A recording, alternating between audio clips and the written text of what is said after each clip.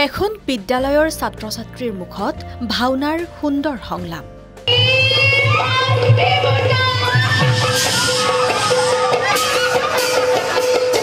এও মাতি শুনালে হিৰণ্যকশিপুৰৰ সংলাপ। ভাতৃ হিৰণ্যাক্ষ দেৱতা স্বৰ্গৰ দেৱতা আৰু পৃথিৱীৰ ক্ষত্ৰিয় সমাজে মদ গৰ্বে গৰ্বিত হৈ এতিয়াও দানৱক কৰে উপহাস। অতিথিৰ সেই গৰ্বজাত অহংকাৰী দেৱতা সমাজে অনাৰ্য বৰ্বৰ বুলি হীন বুলি নিজ বুলি চিৰকাল ঋণায় আমাক। এই যুৱতীগৰাকীয়ে কৰি দেখুৱাইছে দিতিৰ অভিনয়। পত্নীহত সন্তানে জয় জয় মই মই, কিন্তু এই অভাগিনী দিতিয়ে আজি পৰ্যন্ত এটি সন্তানৰো মুখ দেখিবলৈ পোৱা নাই। মই মাতৃত্ব বিচাৰো। মদনে পীড়িত এই দিতি আজি উন্মাদিনী।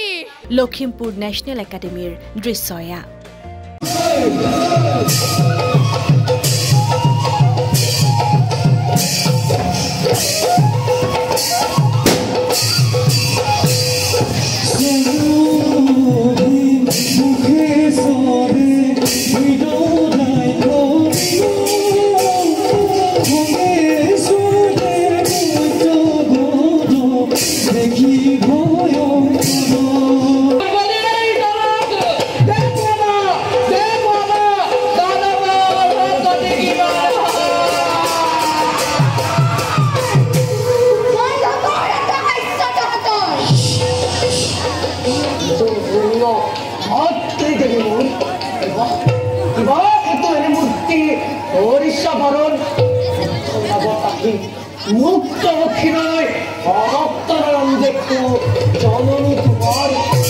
বিদ্যালয়খনৰ ছাত্ৰ-ছাত্ৰীসকলে কৰি দেখুৱালে বৰাহৰ পৃথিৱী উদ্ধাৰ নামৰ এখন সুন্দৰ ভাওনা।